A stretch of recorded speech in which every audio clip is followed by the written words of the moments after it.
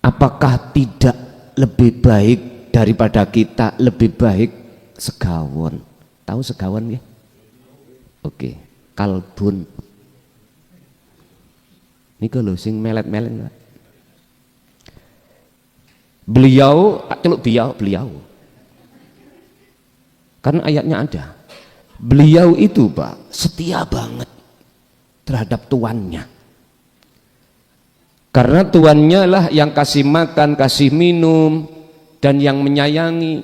Segawon ini, anjing ini Pak, beliau taruhkan nyawanya demi tuannya.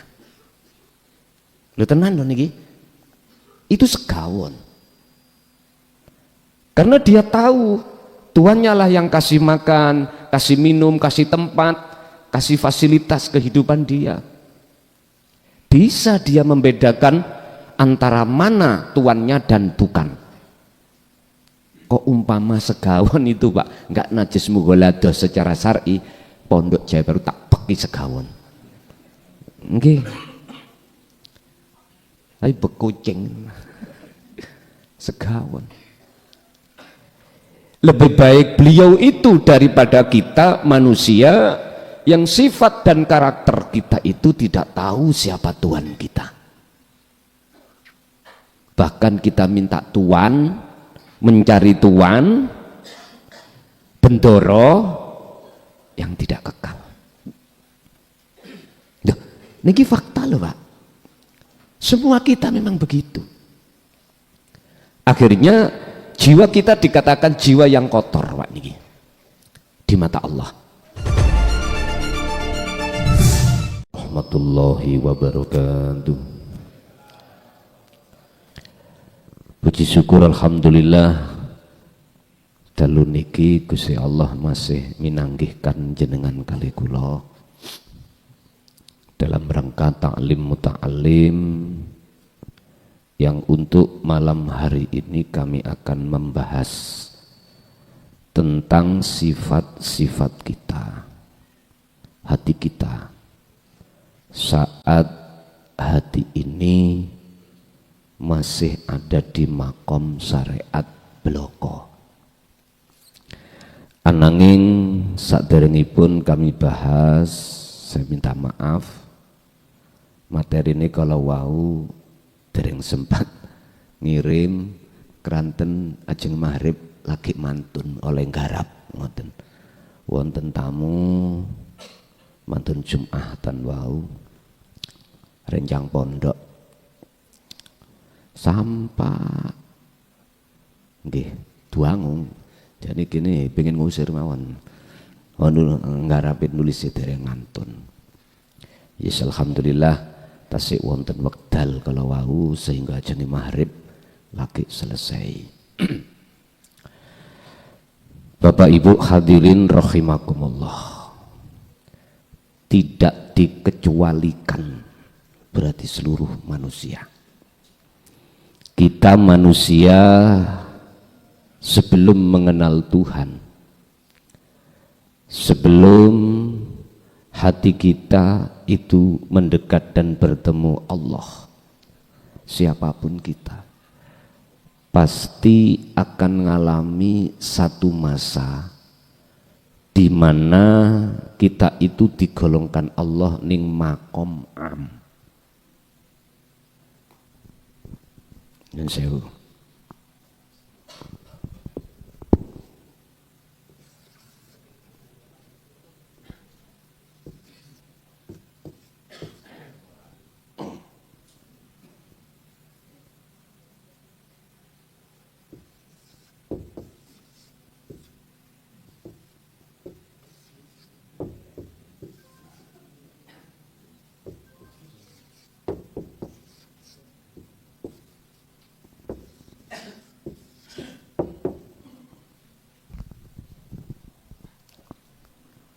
Yang dimaksud makom am, makom di mana ruh kita itu dalam kondisi tidak baik-baik saja.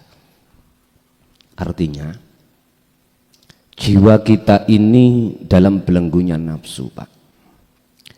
Wa zuyyina linnasi hubbus syahawah. Jiwa kita itu dalam kondisi menjadi budaknya hawa nafsu. Tandanya mana? Kalau hati atau jiwa kita, ruh menjadi budaknya nafsu. Hati kita ini bergantung pada selain Allah,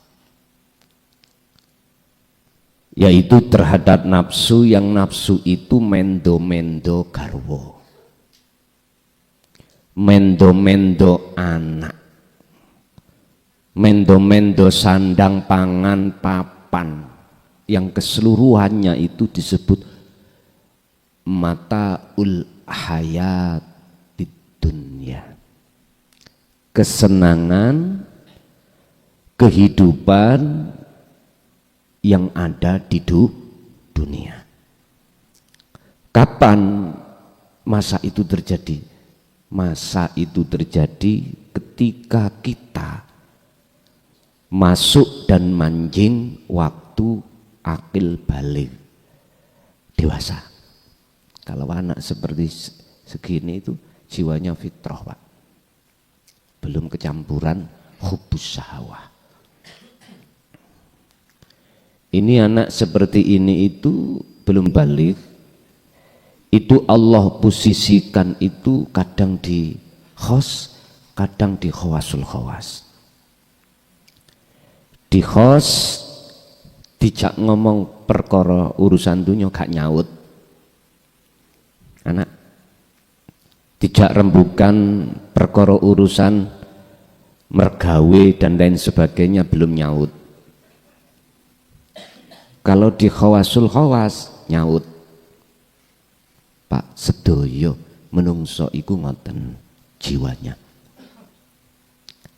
Lah, ketika kita sudah masuk akil balik, bahkan sudah berumur kita ini, ada yang 40, ada yang mohon maaf, ada yang 50, ada yang 60, bahkan ada yang 70 lo kinten. Kalau 100 dereng nggih, dereng. Pertanyaannya, posisi ruh kita ada di makom mana? Ini nanti saya jelaskan. Jikalau di makom am, sifat karakter hati kita bergantung terhadap nafsu, yang nafsu mewujudkan dirinya rupa garwa, rupa anak, rupa sandang pangan papan, yaitu duniawi ya. Padahal Pak Nyun Sewu, kalau kita mau neliti loh ya, siapa sih di balik kita itu? Fi kulli mukawwanat khafiyun hayyun.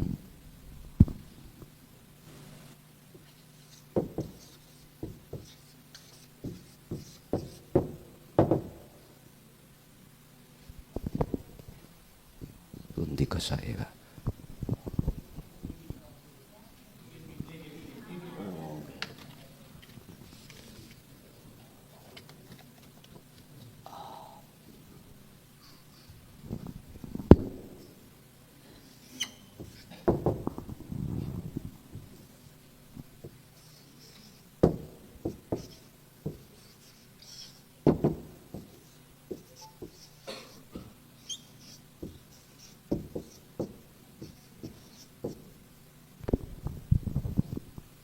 Iku ing dalem saben-saben makhluk yang bernyawa atau tidak bernyawa, makhluk benda mati atau benda hidup.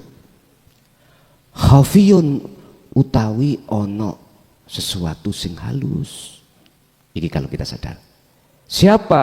Ai hayyun, itulah urip. Terus siapa urip itu? Siapa hidup itu? Wahuwa wujudullah. Itulah wujudnya. Boten kenging disawang sarana meripat niki. Harus dengan ainul basirah meripati ruh. disebut sebagai napa Pak? Mani'e Ainul Basirah itu disebut ihsan. Orang Jawa mengatakan rasa. Itu manik. Atau biasanya ulama tasawuf itu mengatakan al-fu'ad. Hati mani'e meripat. Nek cara niki lan wonten manik nggih. Nek meripat iki enggak ono mani'e nggih mboten ketinggalan ngoten ya. Manik rasa. Artinya dalam hati meripat ati jenengan itu ada yang disebut pangrasa. Carane dos pundi? Jenengan harus membangunkan manik tersebut itu untuk merasakan kehadiran wujude urip. Bukan hidup yang kumaksud sifat loh Pak, tapi yang disifati, yang Al-Quran Allah dawuh laisa kamislihi syai'un. Tidak bisa kau serupakan dengan sesuatu yang lain, tapi bisa jenengan raos. Bapak Ibu, ini kalau kita sadar. Sekarang saya kembalikan satu pertanyaan. Prayogi mboten, pantaskah segala hal kebutuhan kita itu selalu ditemani Allah wujude? Tidur ditidurkan, bangun dibangunkan, pingin nafas dikeluarkan dimasukkan Allah, mata pingin bisa memandang dipandangkan Allah, telinga bisa ingin mendengar suara didengarkan Allah, dengan pingin bisa berdiri, ruku, sujud, duduk, semuanya dilayani Allah. Pantaskah kita tinggalkan beliau?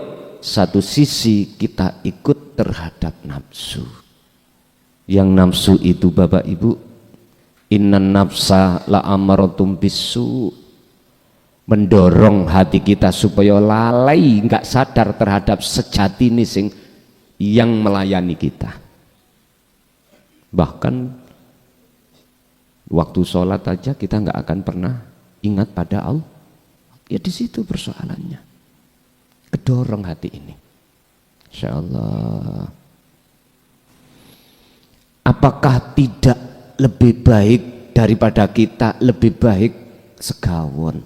Tahu segawon ya? Oke, kalbun. Ini kalau sing melet-melet enggak? Beliau, celuk beliau. Karena ayatnya ada. Beliau itu Pak setia banget terhadap tuannya. Karena tuannya lah yang kasih makan, kasih minum, dan yang menyayangi. Segawon ini, anjing ini Pak, beliau taruhkan nyawanya demi tuannya. Lho tenan lho niki. Itu segawon. Karena dia tahu tuannya lah yang kasih makan, kasih minum, kasih tempat, kasih fasilitas kehidupan dia. Bisa dia membedakan antara mana tuannya dan bukan. Kok umpama segawon itu Pak nggak najis mughaladzah secara syar'i, Pondok Jaya Baru tak peki segawon. Nggih. Tapi bekucing segawon. Lebih baik beliau itu daripada kita manusia yang sifat dan karakter kita itu tidak tahu siapa Tuhan kita. Bahkan kita minta Tuhan, mencari Tuhan, bendoro yang tidak kekal. Duh, niki fakta loh Pak. Semua kita memang begitu. Akhirnya jiwa kita dikatakan jiwa yang kotor Pak niki di mata Allah. Walladzina kafaru awliya'uhumut taghut yukhrijunahum minan nuri ila dzulumat. Jiwa yang seperti ini kondisinya itu buta pada Allah. Bahkan mohon maaf, ulaika kal an'am balhum adhal. Ayo, nek ningali ayat niki lebih baik anjing Pak daripada kita. Sifat loh, maksudnya sifate bukan wujud dohire niki, ampun salah paham sampeyan. Sifate. Balhum adhal, bahkan lebih bagus daripada dia. Pertanyaannya, sifat kita yang seperti ini ketika saat kita di makom mana? Saya menyebut kita itu karena tidak ada perbedaan, nggak pandang bulu, karena semua kita seperti itu. Ingin tahu? Monggo, ayo dikaji satu bab yang membicarakan tentang tabiat, karakter, sifat ketika kita ada di makom am. Mohon maaf, saya tidak bermaksud untuk mendiskriminasikan satu golongan atau kelompok, betul. Tidak.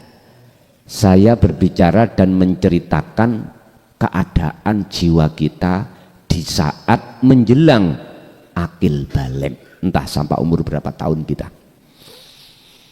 Faslun ay hadza faslun utawi iki fasol kang jelasake tabiatuna iku karakter kita sebagai manusia. Kama qomis syariah syariati, mohon maaf, sebagai golongan kita yang ada di makom am atau makom syariah saja. Jiwa Pak, bukan jasad loh ya, mohon maaf. Sing dereng nrimo nggih. Saya tidak mengurangi rasa hormat, nggak ada niat sing macam-macam mboten. Hanya satu, supaya kita sebelum meninggal sudah tinggalkan makom itu. Mboten loh, naik makom. Maksudnya di situ. Wa fi kulli umuri dunyalan iku ing dalem saben-saben pira-pira perkara donya. La buddha utawi mesti lana kedui kita menungso iku kajamaatin syar'iyatin fakot, sebagai golongan makom am saja. Yes, niki. Kita mulai dari situ. Apa sing mesti antaguna ing yen to ana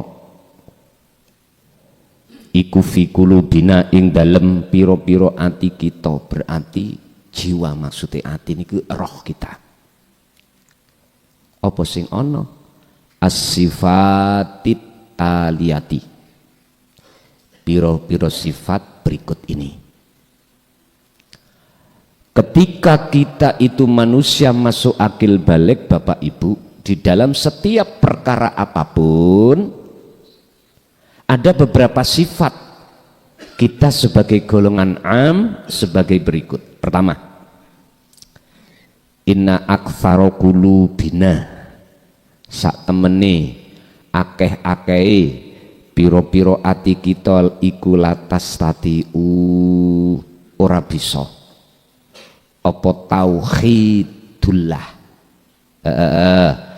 iku latas tati'u ora bisa sapa-sapa apa gulubina tauhidallahi ing ngesakake Gusti Allah fi jami'il makhluqat, ing dalam setiap piro-piro makhluk, sekabehane piro-piro makhluk. Ngeten karepe. Kebanyakan kita, bahkan semua kita tidak bisa, Pak, ketika memandang dan melakukan perbuatan apapun pada diri kita sebagai makhluk atau di makhluk kita untuk mengesahkan Allah, mboten saged.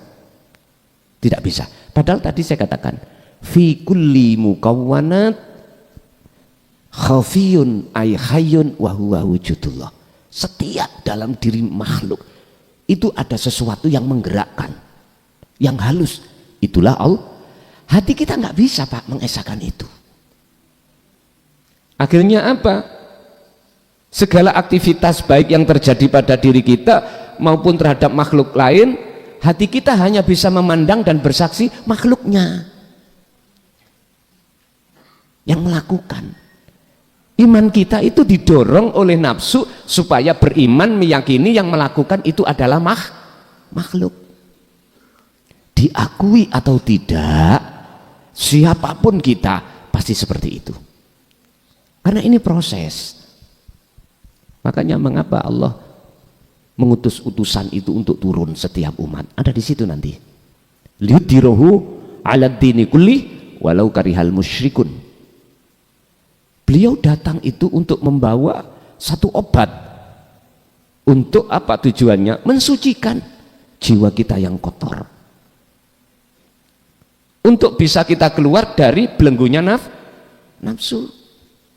Ini secara tauhidnya begitu. Untuk membebaskan rohaniyah kita dari penjaranya nafsu.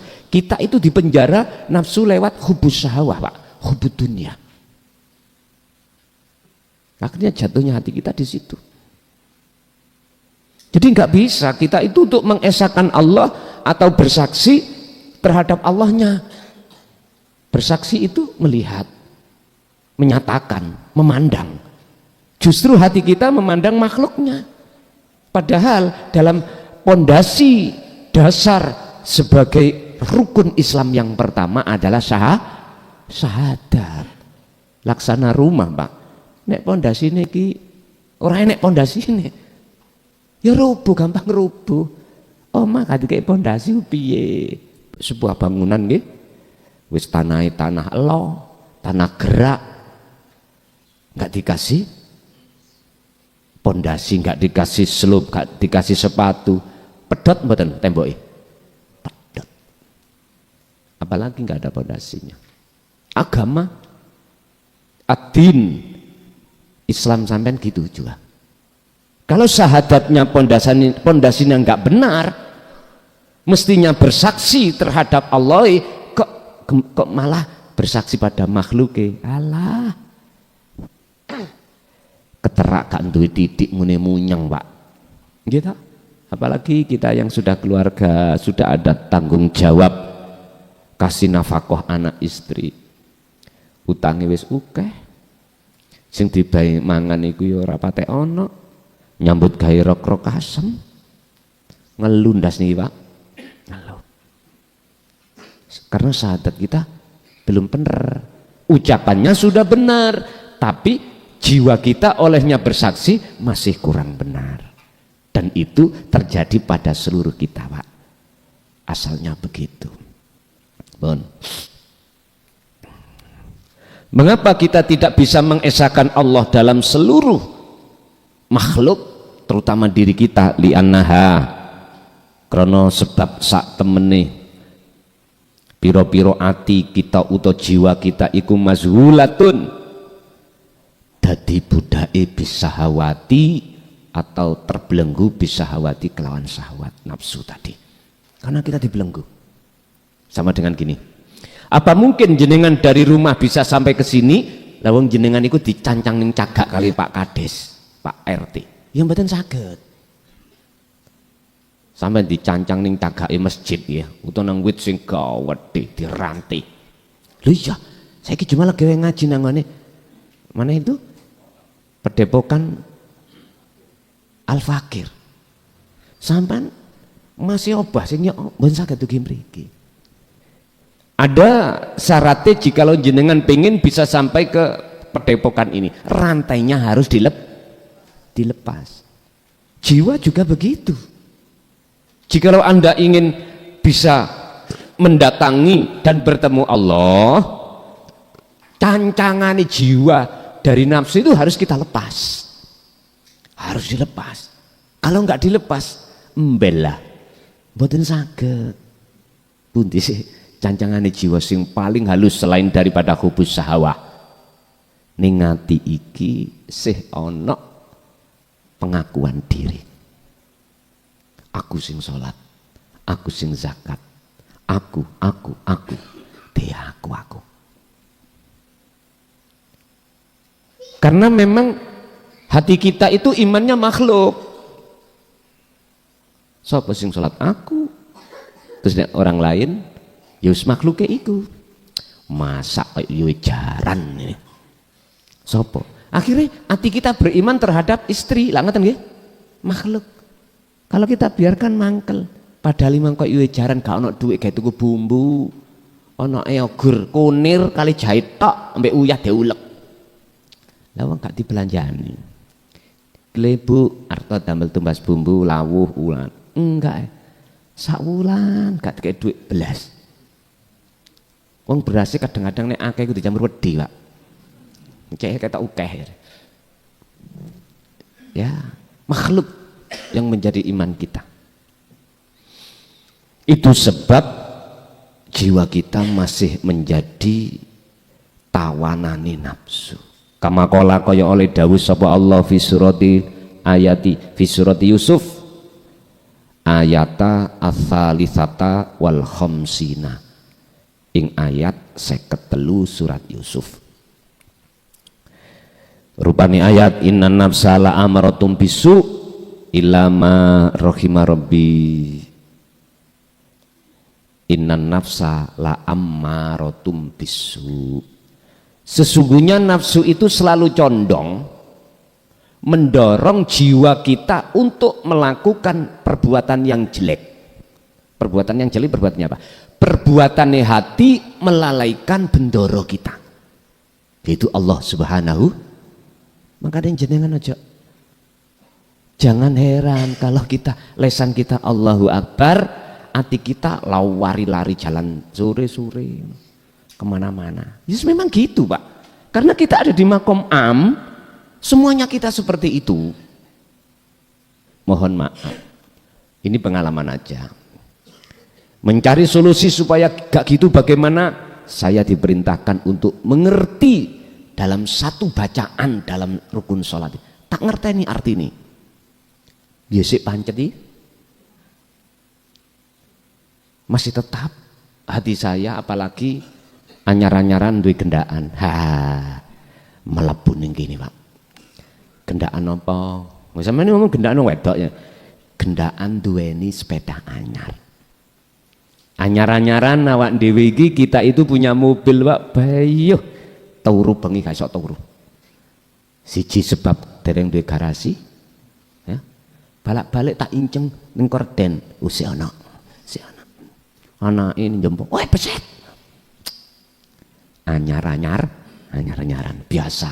Mboten niku biasa, Bun. Ini karakter kita, Pak. Ketika kita masih di am, semuanya gitu. Yang namanya sifat yang Allah cela, hasud, riya, takabur, sum'ah, apapun sifat yang Allah cela, ngelumpuk berkumpul dalam jagating ati sampai kali kula.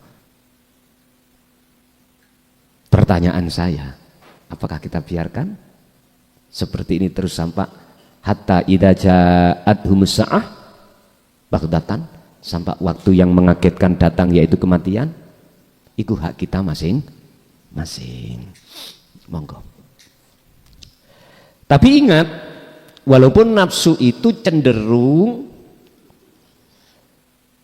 mencondongkan hati untuk melalaikan Allah, illama ada di situ jiwa yang Allah rahmati, illama rahima rabbi, kejaba jiwa rahima kang melasi sapa rabbi pangeran ingsun.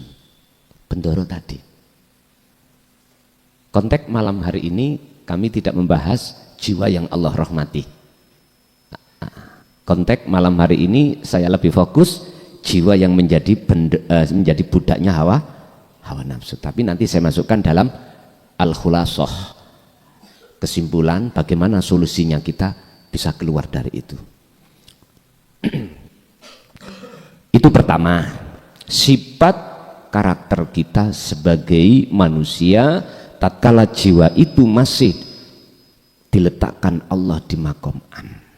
Kedua, kulubuna utawi piro-piro ati kita manungso, jiwa maksudnya iku tarju selalu ngarepake, iku tarju mengharapkan apa kulubuna, ngarepake apa? al-falahu fid dunya, kesuksesan kehidupan dunia. Sing Joko kapan jodoh kundang teko. Lah ngoten nggih. Sing perawan ya ngono padha ae. Semua. Sing duda ditinggal garwane sedo. Ya ngono. Kapan ndang oleh gandengan. Sing pedhot ning dalan, kapan ndang oleh gendaan maneh. Biasanya keluarga pedhot iku kebanyakan, Pak. Kebanyakan itu karena sadurunge wis duwe gendaan. Sing katanya luwih ganteng, luwih sugih, katanya luwih cantik, luwih bersahaja. Tego. Bojone disiplak sebabe katut rondo kempling. Lho wonten ngoten niku. Ini Mojokerto tadi. Ngapunten Kang Kata. Kalau jiwa gegara hubus syahwah, kita waktu kecil itu jiwa itu selalu sujud rukuk wujudin Allah. Kita tinggalkan Allah. Kita pacaran ambek nafsu dalam diri kita. Sukses dunia niki setawa yo menungso. Semua manusia mengharapkan. Padahal Allah kita sudah diingatkan di dalam surat Al-Qasas ayat 77. Wabtaghi fima atakallah darul akhirah. Raihlah dulu apa yang sudah Allah anugerahkan terhadap kita sebagai manusia. Apa? Darul akhirah, negeri akhirat. Ya bertemu Allah tadi. Tapi ayatnya enggak putus di situ. Wala tansa nasibaka minad dunya, dan jangan kau lupakan bagiamu di dunia. Berarti kita juga harus kerja dan lain sebagainya, memikirkan kesuksesan dunia. Tapi dibalik Pak niki, wis tah sinten mawon kita mesti terutama kita pingin sukses al-falah, urusan dunia terlebih dahulu. Yang bekerja pingin coro jabatane lekas naik. Mohon maaf, sing dadi Pak RW ya pingin dadi kadus, sing dadi kadus pingin dadi lurah. Begitulah Pak kita semuanya. Loh, ini fakta, realita. Kita yang berumah tangga lebih-lebih, bagaimana punya papan sendiri yang bagus, sandang ya bagus, pangan ya berkecukupan, semuanya kita. Bapak Ibu, padahal annallaha sak temene Gusti Allah iku qad hadzaro, teman-teman wis ngilingake, memperingatake sapa Allah annal hayatad dunya, ing sak temene kehidupan kemewahan dunia iku hururun, sifatnya menipu. Kok saged menipu? Wong nyatane ya wong nyata kok lha ngoten nggih. Nek gak ndek apa-apa ya susah. Nek serba mewah senang lha ngoten nggih. Mengapa? Ini Allah katakan adalah sesuatu kehidupan yang menipu.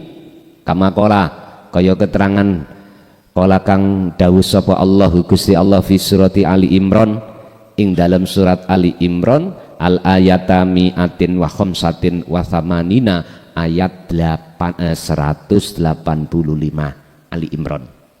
Allah dawuh wa mal hayatud dunya illa mataul ghurur.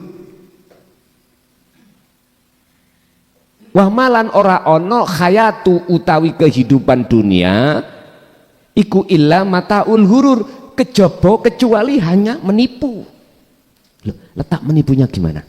Loh Pak, kita nggak sadar waktu ada di tidak sadar kalau itu menipu, karena memang nafsu membikin yastahibbunal hayatad dunya, membikin bagaimana caranya hati manusia itu menganggap bahwasanya kehidupan dunia kekal, akhirnya lali mati kita. Apalagi sing duwe mangku purel nika nggih ngapunten lho ingkang kawadah, wis gak gak hitungan duit, kayak nyawer atusan. Bojone omah gelangan karet, purele gelangan emas. Ngoten Bu nggih.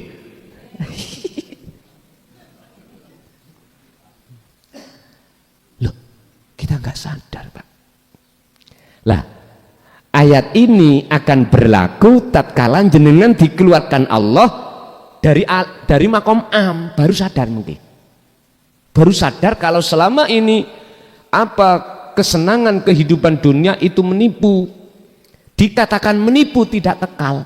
Kalau tidak kita tinggalkan, kita yang ditinggalkan. Kalau Allah nggak pernah meninggalkan kita Pak, nggak pernah. Jenengan tidur loh Pak, diururu Allah akhirnya ngantuk. Jenengan kali gulo kalau tidak dibangunkan Allah, nggak bisa manusia itu bangun sendiri. Sebab sifat kita sebagai manusia aslinya la haula wala quwata, bisanya illa billah. Ketika kita ada di makom am nggak sadar. Makanya Gusti Allah dawuh dalam satu ayat itu, oh si api-api berkaki 4 tadi. Loh, tahu tuannya, selalu setia pada tuannya. Faidah bakiyah mongko tatkalani isih tetep apa qalbul insan atine menungso, berarti jiwa itu tetep ning apa fi ubudiyati syahwati ing dalam penjarane hawa nafsu utawa belenggune hawa nafsu ya izdadat mongko tambah apa ruhe insan dan kelawan dadi ruh kang adoh anillahi saking Gusti Allah. Ya ini yang dimaksud hamba yang jauh dari Allah itu begini. Tidak semakin lama semakin mendekat pada Allah, enggak Pak. Kita itu malah semakin jauh. Semakin kita dunianya tambah mewah, tidak menjadikan hati semakin dekat pada Allah, malah tambah jauh dan dekat tambah dunia wau. Sing sugih dunya tambah tambah adoh terhadap Allah. Sing tambah pangkate, jabatane, pengaruhi, alime, tambah andoh jauh dari Allah. Ini kalau diam loh Pak, restu. Ibarat cara saya ini udah terlepas dari dunia materi, yang non materi. Apa itu non materi? Pujaan masyarakat. Dikarenakan saya punya ilmu, punya pondok, maka di dalam hatiku mesti condong pingin santri sing ukeh. Sebab dengan begitu sebanyak wali santri tambah banyak yang menghormat padaku. Nek teko mesti nggawa gula kopi. Endi gula kopi ini mana iki? Monggo Pak nyantai nggih. Benjing kula mboten kerja. Satu pewenak wis ide gak kerja santai. Bapak Ibu rahimakumullah.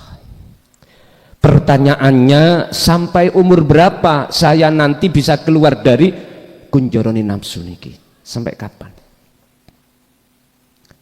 Kalau ini kita biarkan, maka kita semakin jauh terhadap Allah. Hati ini wasorolan dadi apa qalbuhu atine ingsan iku mudliman, dadi ati sing peteng. Bayu. Niki Pak, yang kita takutkan sebetulnya itu.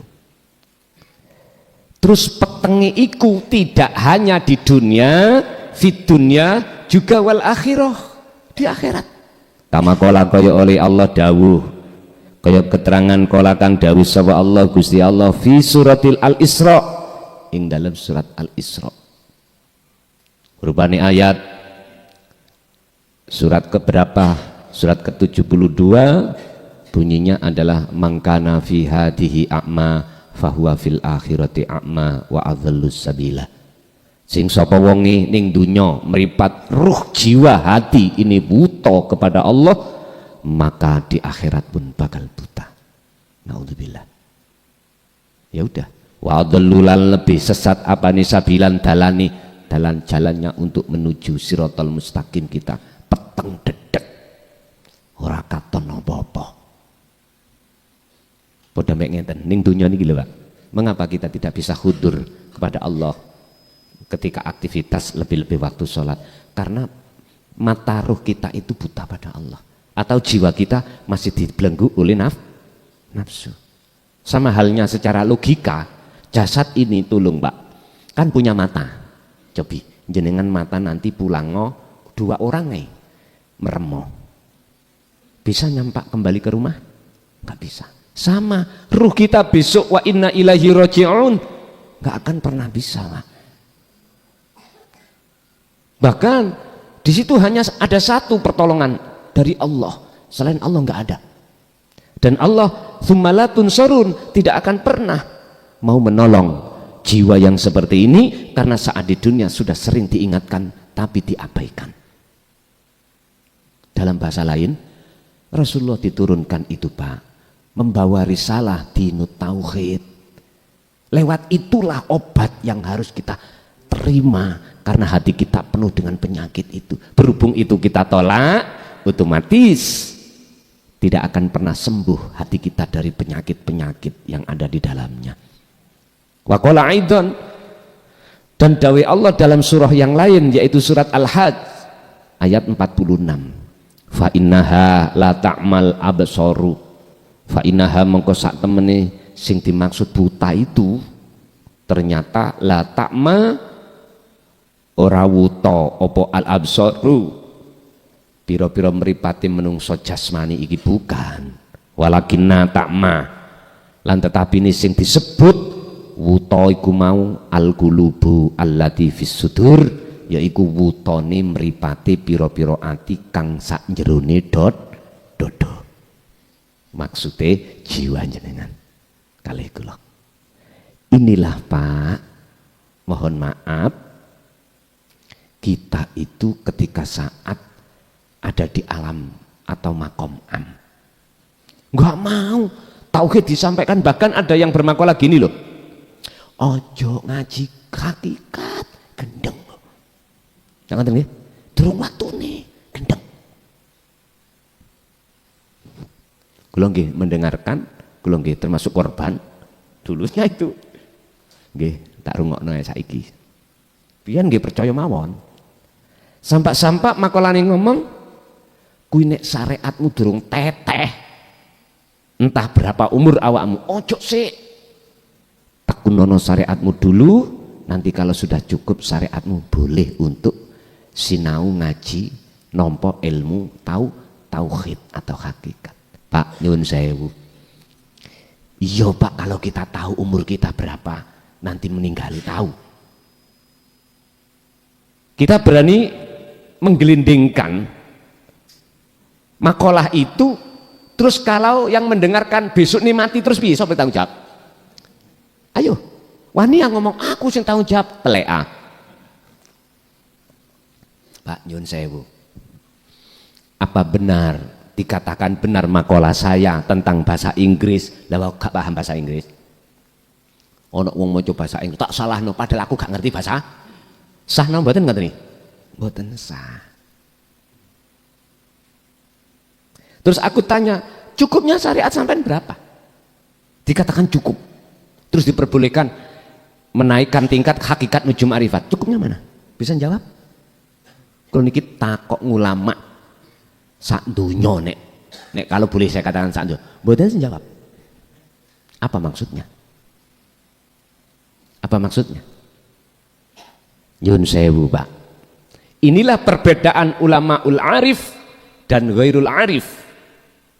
Ulama yang sudah sampai pada tingkatan makrifat pada Allah, ngelmune atau lakunya dan tidak, itu beda. Kalau ulama yang sudah sampai ilmu dan lagune sampai ke hakikat makrifat, yun sewu Pak, sekali lagi yun sewu, bertambah pengikut niku gak tambah seneng, tambah susah. Beliau punya prinsip, aku pakai sepeda, di belakangku ini asalnya nggak ada bebannya, terus ada beban 2 pintal. Dia pilih yang mana? Pilih bersepeda tanpa ada beban. Pundi bebannya Pak? Inilah yang sering ku katakan, nek terus-terus nong ini aku tak mudo. Paham ini maksudnya? Saya ingatkan apa yang pernah diingatkan Kanjeng Nabi di dalam surah Al-Kahfi ayat 110. Kanjeng Nabi niku, Pak, dawuh di dalam ayat itu, innama ana basarum mislukum. Sesungguhnya aku ini sama dengan kau, sama manusia sianya. Artinya apa? Janganlah kau puja dan puji aku, pujalah siapa? Ilahukum ilahu wahid. Di ayat itu, Tuhan kita Tuhan yang Maha Esa. Iku mang fikuli mukawanat. Ya niku sing ngelayani sampai tiap saat dan waktu, Pak. Itu yang peduli kali keadaan nasib sampean. Gak usah bahas nasib ya wis. Sing bahas nasab cek bahas nasab. Ayo bahas nasib. Sing bahas nasib iku sing nglayani mung Allah. Ayo ta. Ayo bahas Allah dalam diri kita masing-masing. Itu namanya takarrub. Nantinya akan kita mendekat. Bapak Ibu hadirin rahimakumullah. Terus solusinya bagaimana? Sebab umur kita ya sudah tua. Nyun sewu. Saya bukan berarti tidak setuju makalah yang mengatakan kita harus kuat dulu syariat, enggak. Saya setuju tatkala sesuai dengan masanya kita masing-masing. Sebab syariat itu dipelajari ketika masa tarbiyatul ibtida, wasanawiyah, wa aliyah. Terus jenengan sing ndugini apa yo arepe mlebu MI. Kelakon sampean mondok maneh mlebu MI. Wis mboten masane sampean. Iki masa keemasan anak-anak kita. Makanya ketika anak kita masih di tingkatan ibtidak sanawi aliyah, monggo pondokno, cek ngalim ilmune umum, cek ngalim ilmu agamane. Masa kita itu menunggu masa apa yang harus kita persiapkan? Takarruban walikoan lillahi ta'ala, mendekat dan bertemu Allah. Resepnya apa? Monggo ayo diterusaken. Al-khulasatu sebagai ringkesan. Nek wis al-khulasa iku siap-siap buyar, ngoten lho. Lil khuruji ku tetep lil khuruji, al-khulasatu iku lil khuruji min hadal khali mudlimi, krono arai untuk keluar dari zona kang gelap. Bagi kita yang punya keinginan untuk keluar dari zona am tadi, ya, masa gelap tadi, ya jibu wajib alal qalbi ngatasi ati apa sing wajib ayak bala yen to nrimo taklima Rasulillah ing ajarane Kanjeng Nabi. Ajaran Kanjeng Nabi yang mana? Fi ilmi tauhid, ing dalam ilmu sing kanggo nyawijekake Allah. Kul innama kul in kuntum tuhibbunallaha. Surah yaqulu Khalid dawuh sapa Allah Gusti Allah fi surati Ali Imran ayat 31 tentang ajaran Rasulullah. Jikalau kau ingin ketemu dan belajar mencintai Allah, bercinta dengan Allah dengan benar, fattabi'uni, ikuti aku. Ini pernyataan Rasulullah yang diperintahkan Allah, bukan Rasulullah sendiri. Sebab ini dawuh Al-Quran terus disampaikan Kanjeng Nabi nyampaikan terhadap kita. Berarti intinya disuruh untuk mengikuti, menteladani Kanjeng Nabi. Diteruskan di dalam surah Al-Ahzab ayat 21, laqad kana lakum fi rasulillahi uswatun hasanah liman kana yarjullaha wal yaumal akhirah wa dzakarallaha katsiran. Mana teladanku kata Rasul? Yaiku liman kana yarjullaha, harus ada keinginan hati untuk bertemu Allah. Syaratnya harus tinggalkan hati ini ketemu sakliyane Allah, yaitu hubbus syahawah. Hati lho Pak, bukan jasmani lho nggih. Mbon salah paham, hati. Caranya bagaimana? Ayat bala ta'lima Rasulillah fi ilmi tauhid, harus hati ini mau menerima ajaran Rasulullah di dalam ilmu tauhid. Jadi kisah sudah 25 tahun ini saya serukan terus, walaupun saya ada banyak yang membenci dan menghina pun mboten kula reken. Engko nek pegelak wis gak ngelokno ngoten. Oleh ngelokno kan sebabnya dereng pegel. Kalau ilmu itu sudah kita terima di dalam hati, tsumma ya'malu, mongko nuli njalakake apa qalbun mang ati bi kelawan fungsine ilmu fil hayatil yaumiyati ing dalam kehidupan sehari-hari. Artinya apa? Pundi? Kalau jenengan kali kula sudah meyakini bahwasanya semua apa yang menggerakkan ngalam niki makhluk adalah Allah, iku wujud kang sejati wong Jawa ngarani urip, belajarlah hati ini untuk merasakan kehadirannya. Caranya ya napa? Kanjeng Nabi dawuh wau ya nang surat Al-Ahzab teladan. Kalau hatimu sudah ada keinginan untuk bertemu Allah wal yaumal akhirah dan bisa masuk ke alam akhirat niki ninggalno alam dunya. Ninggalno alam dunya itu jiwa, bukan jasmani. Berarti ruh niki sudah lepas dari belenggune nafsu untuk masuk ke hadirat Allah yang disebut wal yaumal akhirah. Carane wa dzakarallaha katsiran. Ya dengan dzikir aksesnya. Caranya dengan dzikir. Cuman dalam ayat ini tidak dijelaskan dzikir yang bagaimana. Bapak Ibu, banyak ayat-ayat yang menjelaskan tentang dzikir. Cuman secara khusus belum kami temukan di dalam Al-Quranul Karim dzikir yang manakah yang bisa mengeluarkan kita membuka rantai belenggu nafsu dalam rangka untuk bertemu Allah. Cuman sudah diserempet satu ayat di dalam surat Al-Ahzab 4142. Di situ ada kata perintah, tapi di belakang itu ada fi'il amar. Artinya apa? Gini, ya ayyuhalladzina amanu uzkuru, niku kan kata perintah Pak. Kata perintah. Mengapa kita kok diperintahkan? Karena kita lalai. Asbabun nuzule uzkuru, itu sebab keadaan jiwa kita selalu lalai datang Gusti Allah. Sama dengan gini, jenengan punya anak masih kecil, sudah maghrib waktunya pulang, lah kok sik nekeran dulinan nang got. Berhubung anak itu ada di luar rumah, mesti muncul perintah, le nduk ndang mlebu omah, nek maghrib iku gendruwo teko. Lah ngoten biyen nggih. Biyen. Nek saiki Pak gendruwo niku ndase ireng. Nggih. Kula eling dulu niku wong nek jam semono ra mulih, moro gak ono. Lah kok ono tengah barongan. Lah wong Jawa biyen ndamel seng niku ditabui blukneng ngoten. Sing jarene gendrune joget arek diculno terus sing ngoten. Lho, percaya gak percaya iku ngono enjen ya. Lah saiki gendrune nyatakno dirinya, akhir disebut gendruwo ndase ireng digondol wong.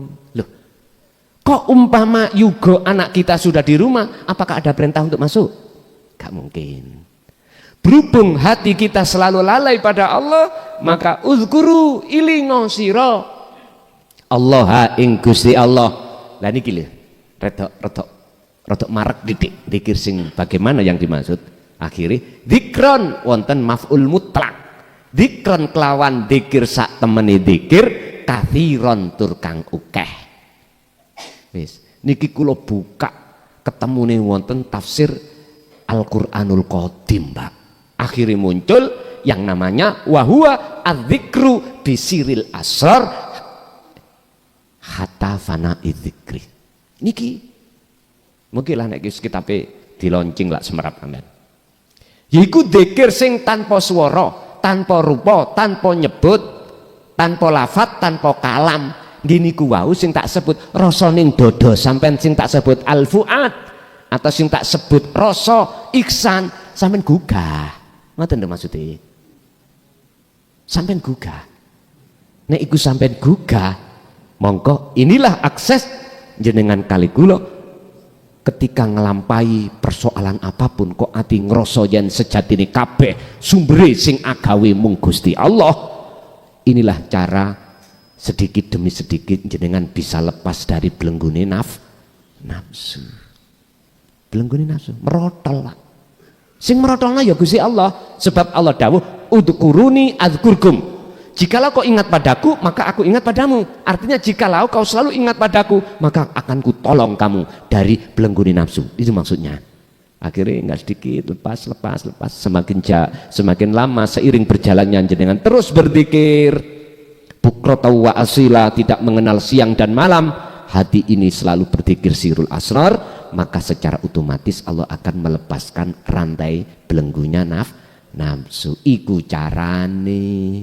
Pun sebetulnya coro sing seperti ini zaman kalau semono wayah saya belajar tentang ilmu tauhid, satu pun para mas saya gak gelem duduno dikon goleki dhewe. Wis pokoke dikira ya Allah Pak, wis tah dulu iku nek zaman jenengan kali kula untuk mencari cara bagaimana kita bisa lepas dari alam gelap atau terlepas dari belenggunya nafsu, jawabane golek ana sik galihe kangkung, nek wis ketemu lah lepas dhewe ngoten. Wis ndasku sama pecah ndasku. Bon, itu mawon apa yang bisa kami sampaikan. Untuk monggo kita tutup dengan suratul Fatihah, di mana apa yang sudah Allah berikan pada kesempatan malam hari ini estu menambahkan nilai mutu ubudiyah kita terhadap Allah dan menjadikan anak putu kita nanti dijadikan Allah sebagai pengikut baginda Rasulullah kang setia. Lahumul Fatihah. Bismillahirrahmanirrahim.